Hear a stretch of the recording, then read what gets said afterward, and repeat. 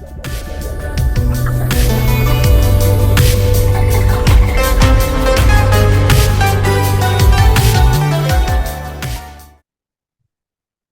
தமிழறிஞர்களே.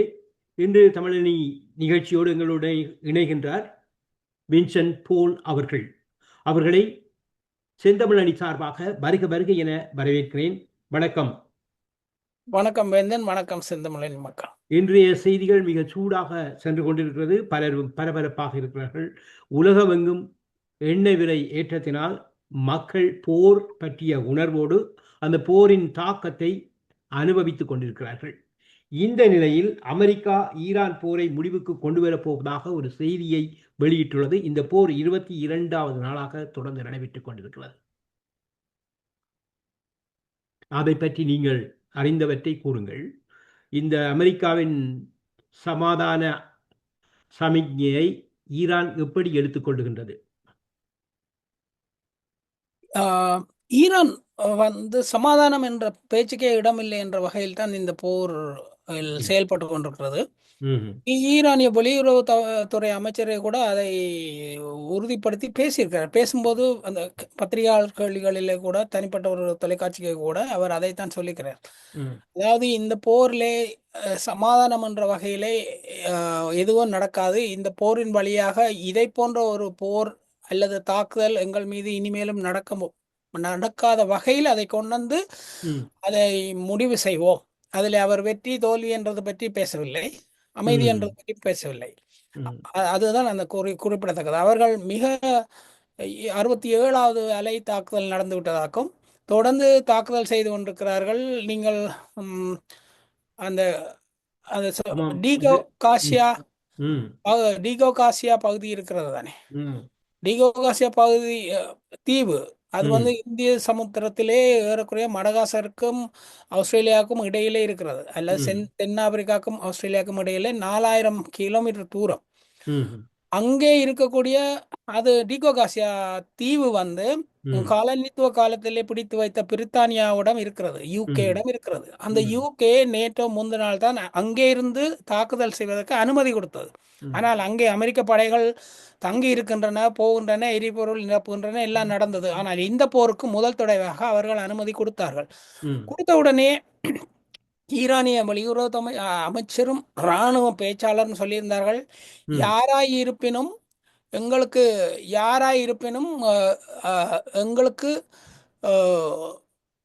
எங்களுடன் போருக்கு தளங்களை பயன்படுத்துவதற்கு அனுமதி கொடுத்தால் அவர் எங்களுக்கான லெஜிட்டிமேட் ஆக, அதாவது இந்த போர் நவீன போர் முறையிலே இருப்பது என்னென்றால் கண்டபடி எல்லாத்தையும் தாக்கிவிட முடியாது. இராணுவ இலக்குகளையும் இராணுவத்துக்கு துணை போகும் இலக்குகளையும் அல்லது தந்திரோபாய ரீதியில் இராணுவத்துக்கு தயாரிப்பு செய்யும் ஆயுதங்கள் தயாரிப்பதையும் எண்ணெய் வழங்கும் அந்த மாதிரியான இடங்களைத்தான் தாக்க முடியும். பொதுமக்களுக்கான எண்ணெய் வழங்கும் இடங்களை கூட தாக்கக்கூடாது, மரபு. அதை மீறி மரபற்ற போரிலே தான் இந்த போரே துவங்கியது. எடுத்த உடனேயே கொமேனியை கொன்ற அண்டே ஒரு 170 பள்ளி குழந்தைகளை கொல்லக்கூடிய பள்ளிக்கூடத்தின் மீதான பாடசாலை மீதான குண்டோடு துவங்கினது. அது அறமற்ற வகையிலே தொடங்கப்பட்ட போர். அப்ப இந்த போரிலே எல்லாவரையுமே அழித்து விட்டார்கள். யூகே அனுமதி கொடுத்த உடனேயே எச்சரிக்கை விடுத்தார்கள், நாங்கள் அடிக்கப் போகிறோம், இந்த இடம் உங்களுக்கு இலக்கண்டு சொன்ன உடனேயே ஏவுகணை போகிறது. டீகோ காசியா வரைக்கும் 2 ஏவுகணைகள் அனுப்பப்பட்டிருக்கின்றன. அமெரிக்காவின் தகவல் படி நாங்கள் ஒன்றை எதிர்ப்பு ஏவுகணையால் விழுத்தி விட்டோம், மற்றது செயலிழந்து விழுந்து விட்டது என்று சொல்லியிருக்கிறார்கள். இப்ப டீகோ காசியா குட்டி தீவு, அங்கே என்ன சொல்றது, பத்திரிகையாளர்களோ தகவல் தருவதற்கு ஆக்கள் இல்லை. அமெரிக்காவோ யூகேயோ சொல்வதை தான் நம்ப வேண்டும். அப்ப செயலிழந்து விழுந்த ஏவுகணை அவர்களுடைய தளத்தின் மீது விழுந்ததா இல்லையான்றது எங்களுக்கு தெரியாது, சரியாக முடிவு தர முடியாது. சரி.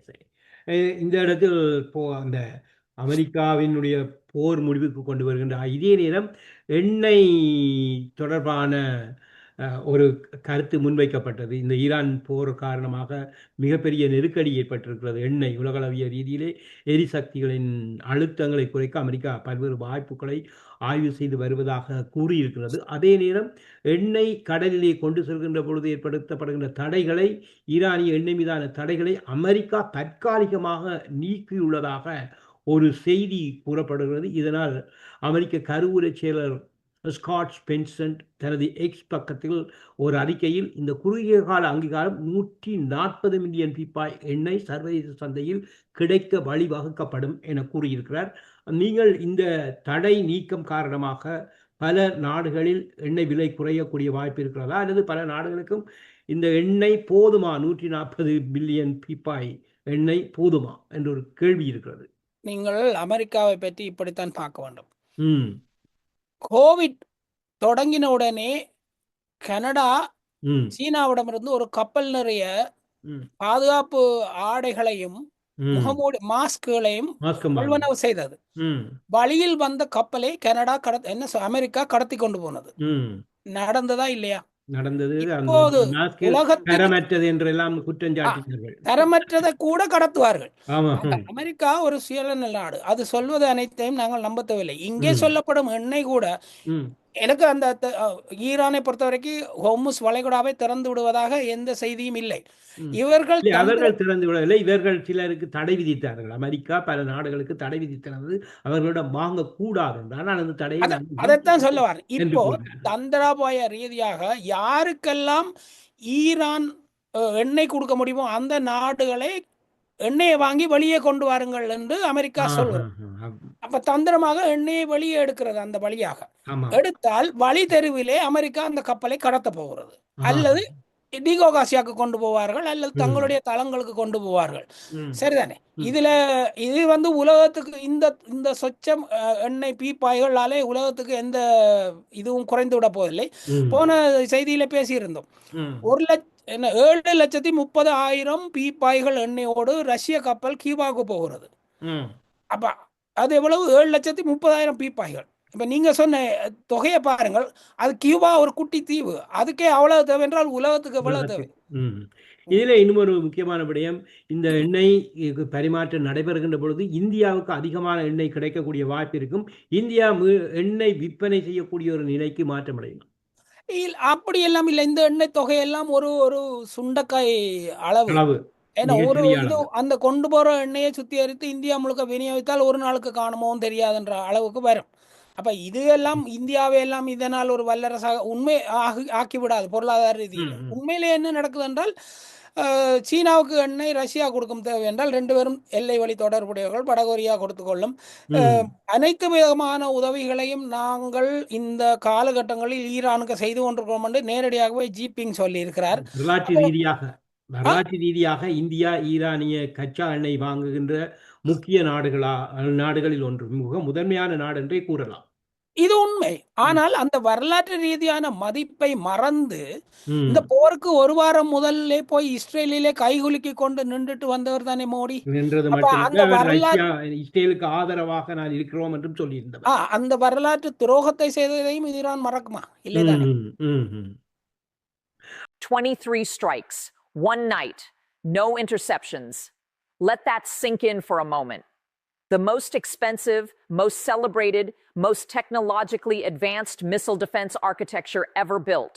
A system that governments across the world have pointed to as proof that modern warfare can be survived. Did not fail because its radar went dark. It did not fail because its operators panicked. It did not fail because Iran suddenly developed some breakthrough weapon that no engineer had anticipated. It failed for the most brutal, most humiliating reason possible. It ran out. Over Tel Aviv on a single night. அடுத்த கேள்வியாக இஸ்ரேலின் kindergarten உள்ளிட்ட 12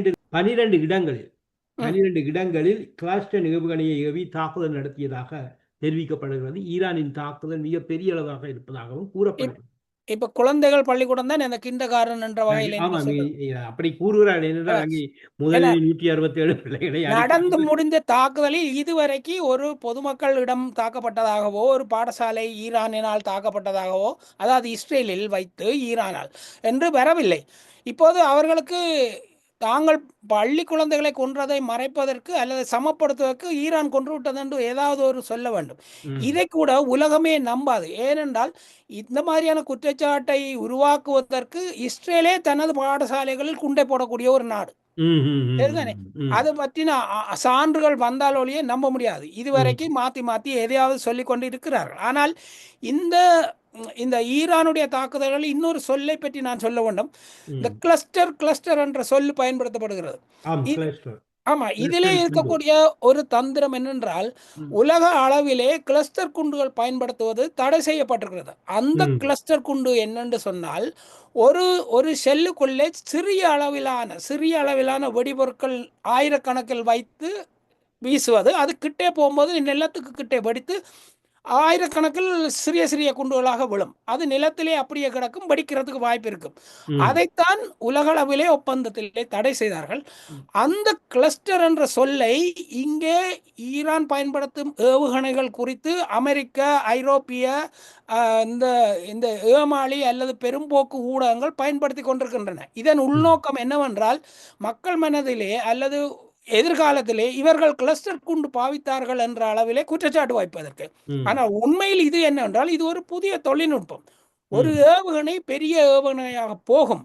அது இலக்குக்கு கிட்டே வரும்போது ம். அந்த எதிர்ப்பு ஏவுகணைகளை சமாளிப்பதற்காக அது பல துண்டுகளாக பிரியும். அதன் உள்ளே பல ஏவுகணைகள் இருக்கின்றன. அவை ம். பிரிந்து தனியாக போய் தாக்கும். அதை இவர்கள் கிளஸ்டர் என்ற பொது சொல்லால் பயன்படுத்தி ஈரானை குற்றச்சாட்டுவதற்கு முனைகிறார்கள். ம். ம். குற்றச்சாட்டுகள் சரி என்றால் இஸ்ரேல் பத்திரிகையாளர்களை அவர்களுடைய நாட்டுக்கு அனுமதிக்கலாம் தானே? ம். ம். ம். இது பல நாடு இப்பொழுது இந்த உங்களுக்கு ஏற்கனவே கூறின ஈரானின் முக்கிய அணுசக்தி செறிவூட்டல் மையமான நாட்டான்சா அந்த அமெரிக்க இஸ்ரேலிய படைகளினால் தாக்குதல் ஏற்படுத்தப்பட்டிருப்பதாகவும் இது துரோகத்தினால் ஈரானின் செயல் அல்லது ஈரானின் வலு குறைக்கப்படுகிறது அல்லது ஈரானுக்கு மீது துரோகத்தினால் தான் இதை அடிக்கிறார்கள் என்கின்ற ஒரு கருத்து வைக்கப்படுகிறது. நீங்கள் எப்படி பார்க்கிறீர்கள்? இதற்கும் ஈரானிய வெளியுறவு அமைச்சர் ஒரு செய்தியிலே ம். பதில் சொல்லியிருக்கிறார். ம். அவர்கள் தாக்குதல் நடத்தினார்கள் எங்களுடைய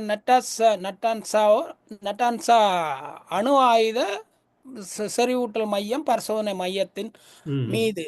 சரி, ம். அது உண்மை. ஆனால் அவர்கள் எங்களுடைய அணு ஆயுதம் எதையும் அல்லது அவர்களிடம் அணு ஆயுதம் இல்லை, செறிவூட்டப்பட்ட அணு ஆயுத நிலையங்கள் எதையும் சேதப்படுத்தவில்லை. அந்த குண்டு விழுந்த இடத்திலே அந்த ஈரானுடைய அணு ஆயுத பரிசோதனைகள் உண்மையிலேயே நடக்கிறதா அல்லது அவர்கள் பலமுறை செய்தது போல ஊதப்பட்ட பலூனிலே கட்டிடங்களை கட்டி அணு ஆயுத மையம் மாதிரி காட்டுகிறார்களாம் தெரியவில்லை. ஏனென்றால் ம். பல தடவை ஈரானுடைய விமானங்களை தாக்கியதாக இஸ்ரேல் சொன்னது அவை அனைத்துமே பலூன்கள், பெரிய ம். அளவிலான பலூன்கள் ம். அல்லது நிலத்திலே வரையப்பட்ட சின்னங்கள். ம். இது உண்மை. இதற்கு ஒளி ஆமாம். ஆதாரங்கள் வந்து ஏற்கனவே அதை பற்றி பேசிக் கொண்டிருக்கிறார்கள். அந்த சின்னங்களை வைத்துக் கொண்டு அவர்கள் தாக்குதல் செய்வதாக மாயையை ஒன்றை உருவாக்கி வேறொரு இடத்திலே தாக்குதலை பெரிய அளவிலே மேற்கொண்டிருப்பதாக அந்த அந்த அந்த டேங்கிகள் அல்லது விமானங்கள் அல்லது ஹெலிகாப்டர் போன்ற பொம்மைகளை வழங்கியது யார்? உங்களால் எளிதாக ஊதிக்க முடியும். சீனா. ஆமாம். அது சரிதான். குறிப்பிடப்படுகிறது. அப்ப இந்த தாக்குதலுக்கு பதிலாக ஈரான் ஒரு தாக்குதலை நடத்தி இருக்கிறது. அது வந்து இஸ்ரேலுடைய மினா பகுதியிலையும் பென்கவீர் ஏர்போர்ட்லையும் ம்.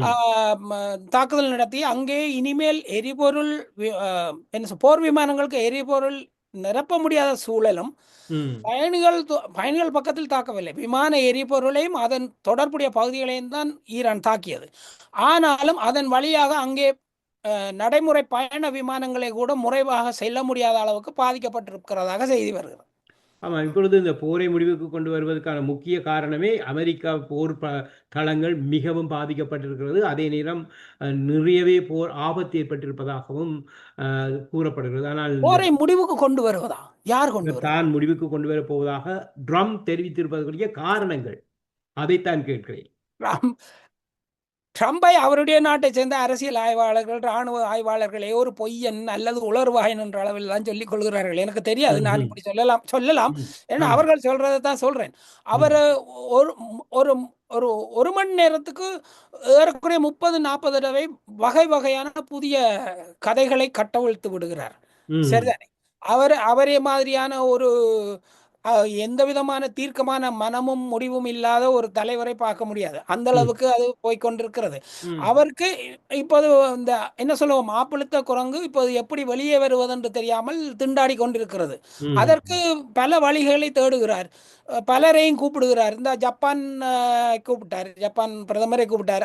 அவர்களும் ஒரு அறிக்கை விட்டிருக்கிறார்கள், ஒரு அமைதியை நோக்கின அறிக்கை. அதற்கும் ஈரானிய வெளியுறவுத்துறை அமைச்சர் சொல்லிக்கிறார், ஜப்பான் எப்போதும் கொஞ்சம் நடுநிலையாகவும் அனுசரணையாகவும் அனைவரையும் ஒருங்கிணைத்து போவதற்கு செயல்படும் நாடு. அதை நாங்கள் வரவேற்கிறோம். ஆனால் இந்த இங்கே ஒரு அமைதி பேச்சுக்கான இடம் இல்லை. ஏனென்றால் அமைதிக்காக அமெரிக்காவை நம்ப முடியாது என்ற அளவுக்கு சொல்கிறார்.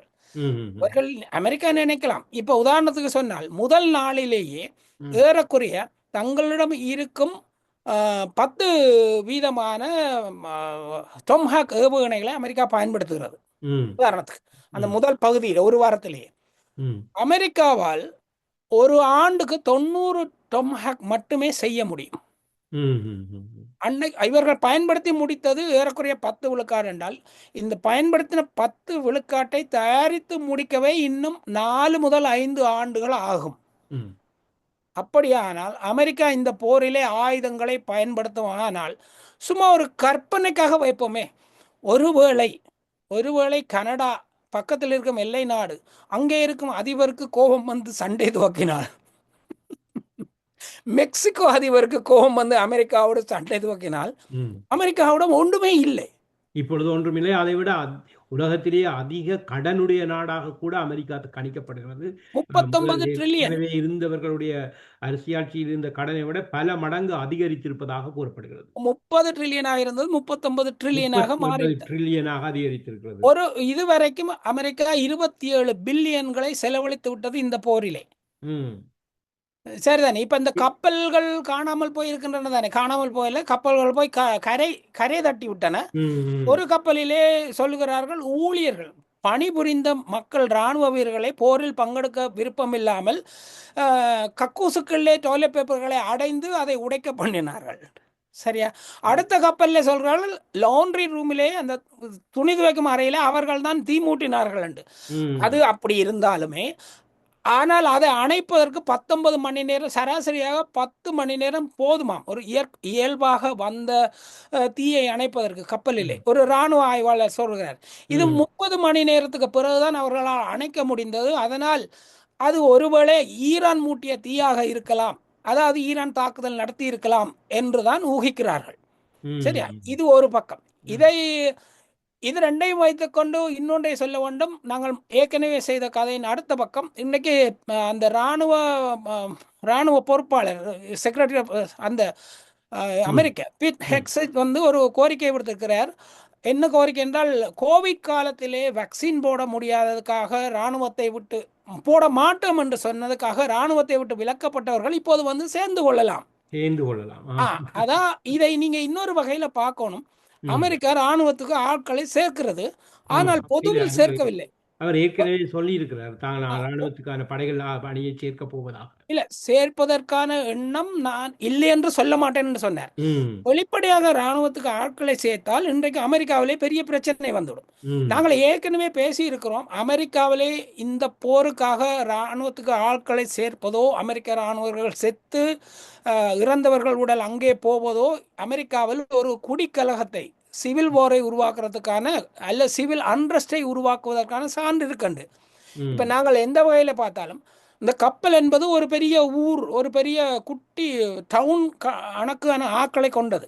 அப்ப அமெரிக்காவின் அத்தனை தொகையான ஆட்கள் இருக்கும் கப்பல்களிலே கலகம் வந்திருக்கிறது, ரிவோல்ட் வந்திருக்கிறது. ஊரிலே அங்கே ஆட்களை படைக்கு திரட்ட முடியவில்லை அமெரிக்காவிலே, ஏனென்றால் மறைமுகமாக படைக்கு திரட்ட பார்க்கிறார்கள். அடுத்து இன்னும் ஒரு விஷயம் என்னன்னு சொன்னால், இந்த இறந்து போய் கொண்டு போகப்பட்ட இராணுவத்தினருடைய அமெரிக்க இராணுவத்தினுடைய பெட்டிகளை கொண்டு போகும்போது தொலைக்காட்சி கவரேஜ்களையோ அல்லது ஒரு அனுதாப கூட்டங்களையோ அல்லது நிறைய பேர் சேர்வதையோ தடுத்து அதை கமுக்கமாக முடிக்கிறார்கள். அப்படி அறிவுறுத்தப்பட்டது. பொதுவாக இப்படி வரும்போது என்ன செய்வார்கள், அதை பெரிதாக காட்டி அந்த அனுதாபத்திலே ஆட்களை படைக்கு திரட்டுவார்கள். இங்கே அதுக்கு மாறாக நடக்கிறது. என்றால் அமெரிக்க மக்களின் மனோநிலை, அமெரிக்க மக்கள் இந்த போருக்கு எதிரான கருத்துக்களை கொண்டிருப்பதாக தெரிவிக்கப்படுகிறது. 60% மக்கள் போருக்கு எதிரான கருத்துக்களை முன்வைத்திருக்கிறார்கள்.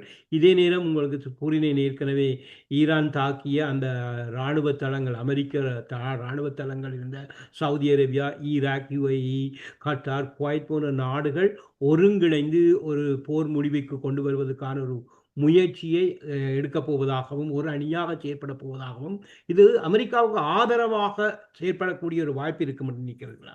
இவர்களே தான் 3-4 நாளைக்கு முன்னாலே நாங்கள் அமெரிக்காவுக்கு ஆதரவாக இந்த போரில் ஈரானுக்கு எதிராக நிற்க போறோம்னு சொன்னார்கள். நீங்கள் போரிலே ஒரு கன்னையாகி விட்டால் நீங்கள் இல்லை, ஒரு குழு அவர்களுக்கு அமைதி பேச்சுவார்த்தை முன்னெடுப்பதற்கு என்ன தகுதி இருக்கிறது? நானே சண்டை செய்வேன், நானே அமைதியும் பேச்சையும் முன்னெடுப்பேனா?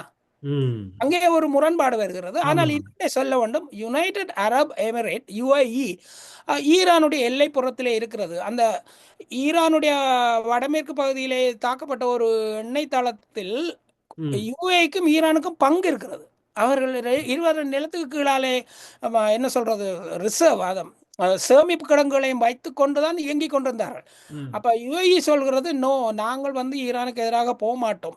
UAE தலைவர் சொல்லிக்கிறார், எங்களுடைய என்ன சொல்ற போர் தொடுக்க மாட்டோம், எங்களுடைய எல்லை நாடு அது, அந்த இடத்திலேயே ஒரு போரை நாங்கள் விரும்பவில்லை, சண்டையும் விரும்பவில்லை. அவர்கள் வேறு வகையான அணுகுமுறைகளை எடுக்கிறார்கள். இந்த செய்திகள் வருவது அமெரிக்க ஊடகங்கள் அல்லது இந்த மேற்கு ஊடகங்கள் அவர்களுக்கு எண்ணம் எப்போதும் பக்கத்து நாடுகளிலே போரை மூட்டி அவர்கள் குளிகாய்வது தானே. அந்த வகையிலே அது நடக்கிறது. அடுத்து இப்பொழுது நடக்கின்ற போரிலே எப்படியாவது இந்த இலங்கையை இதுக்கு கொண்டு வர வேண்டும் என்கின்ற ஆவல் இலங்கையை சுற்றி இருக்கின்ற மிக தங்களை பேரும் வல்லரசாக கருதுகின்ற இந்தியா தன்னுடைய பங்களிப்பை செய்து வருகிறது.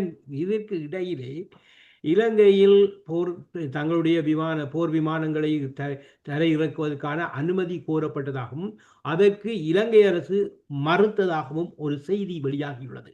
அவ்வாறு மறுக்கின்ற பொழுது இலங்கைக்கு இது ஒரு பேரிடராக அல்லது பெரும் துன்பமாக மாறக்கூடிய வாய்ப்பு இல்லையா எதிர்காலத்தில்? இது முதலும் நீங்கள் இதே போல ஒரு கேள்வியை கேட்டிருந்தீங்களா, அமெரிக்காவோடு முரண்பாடு வருமா? இது நேற்று பாராளுமன்றத்தில் ஜனாதிபதி தெரிவித்திருக்கிறார், போர் விமானங்கள் தரையிறக்குவதற்கு கேட்கப்பட்டது, நாங்கள் அதுக்கு அனுமதிக்கவில்லை, அதனால் நாங்கள் என்று கூறி இது அமெரிக்காவோடு எதிர்கட்சிகள் எப்படி நீங்கள் பகைப்பீர்கள் அப்படி எல்லாம் கேட்கப்படுகிறது. ஆனால் அவர் தன்னுடைய இறையாண்மை, தன் நாட்டுடைய மதிப்பு, தங்களுடைய நாங்கள் இரண்டு நாட்டுக்கும் நடுநிலை வகிப்பவர்கள், இரண்டும் மனிதாபிமானோடு செயல்பட வேண்டும் என்று அவர் கருத்தை கூறியிருக்கிறார். என்றாலும் இதை சுற்றி இலங்கையை சுற்றியுள்ள நாடுகள், முக்கியமாக நான் சொல்வது எங்களுடைய அயல்நாடு இந்தியா இலங்கையை எங்கேயோ ஒரு இடத்துக்குள் தள்ளிவிட வேண்டும் என்கின்ற ஒரு நோக்கத்தோடு இயங்குவது போல் தெரிகிறது. இவ்வாறு ஒரு நிலை ஏற்பட்டால் எப்படி இருக்கும்?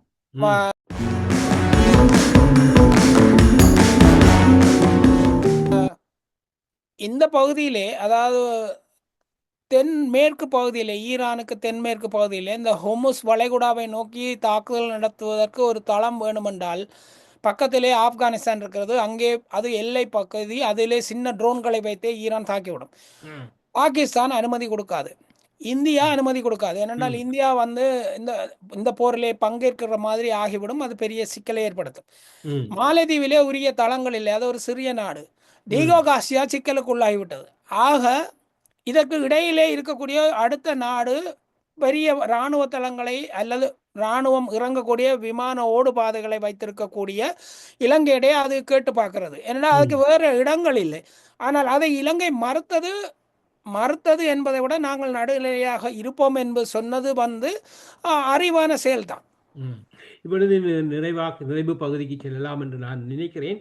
ஈரான் மீதான தாக்குதல் தீவிரமடைந்திருப்பதாக இஸ்ரேல் அறிவித்திருக்கிறது. அதே இஸ்ரேல் ஒரு பகிரங்கமாக இப்பொழுது கடைசியாக ஒரு அறிவித்தலை விட்டிருக்கிறது, பயங்கரவாதிகளை கொல்லும் வரை எங்களுடைய போர் நிறுத்தப்பட மாட்டாது என்கின்ற ஒரு கருத்தை முன்வைத்திருக்கிறார்கள். இது எப்படி பார்க்கிறீர்கள்? ஏனென்று சொன்னால் இஸ்ரேல் மிகப்பெரிய தாக்குதலுக்கு உட்பட்டிருக்கிறதை அறிகின்றோம்.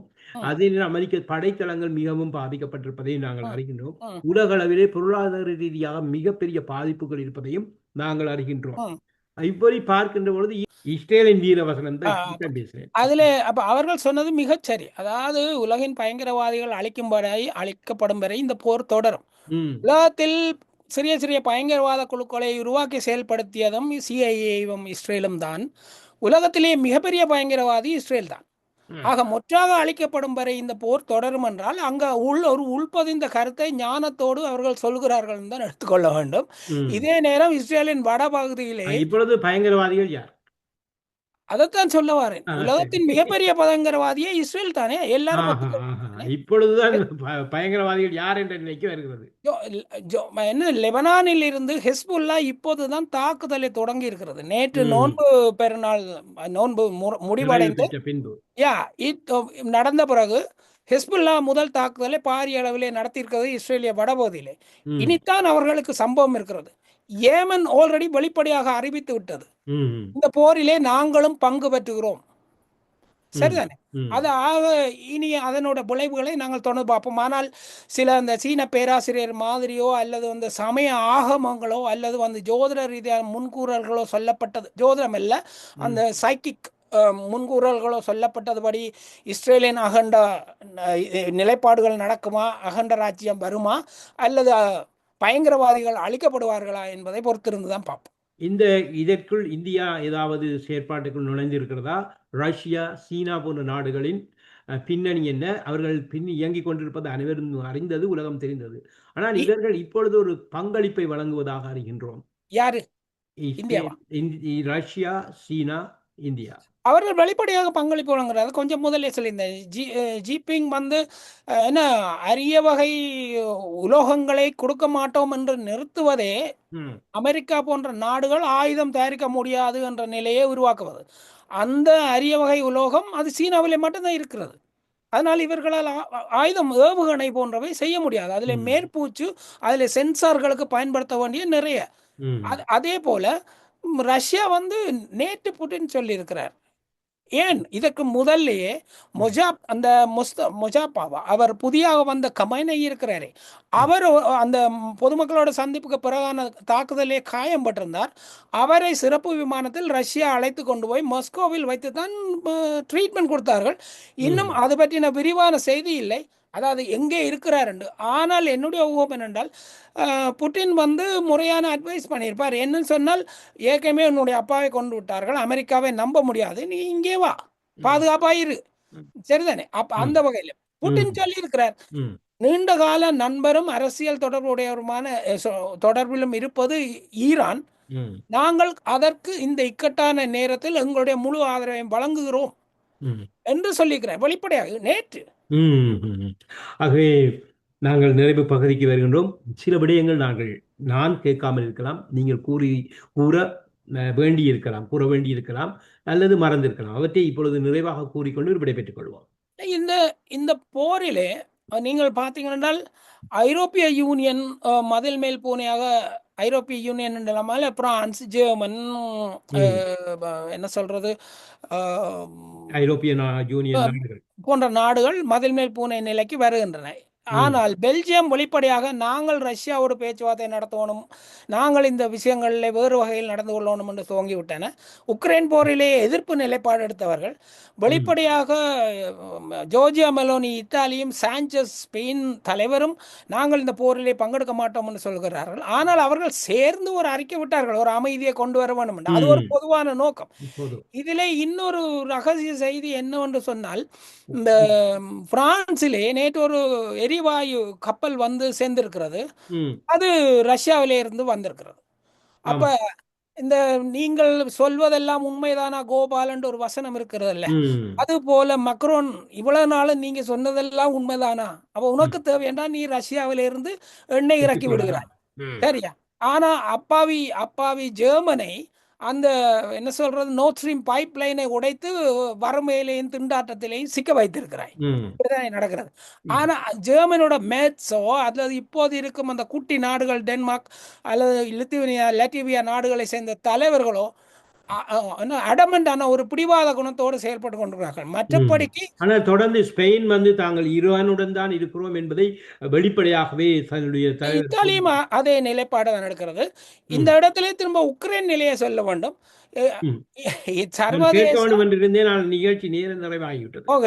சர்வதேச உளவு நிறுவனங்களின் ஆய்வு என்ன அசஸ்மெண்ட் என்ற மாதிரி ஆண்டுக்கான ஆய்வில் உக்ரைனில் ரஷ்யா மிக கையை ஓங்கி இருக்கிறது என்றதுதான் சொல்லப்பட்டிருக்கிறது.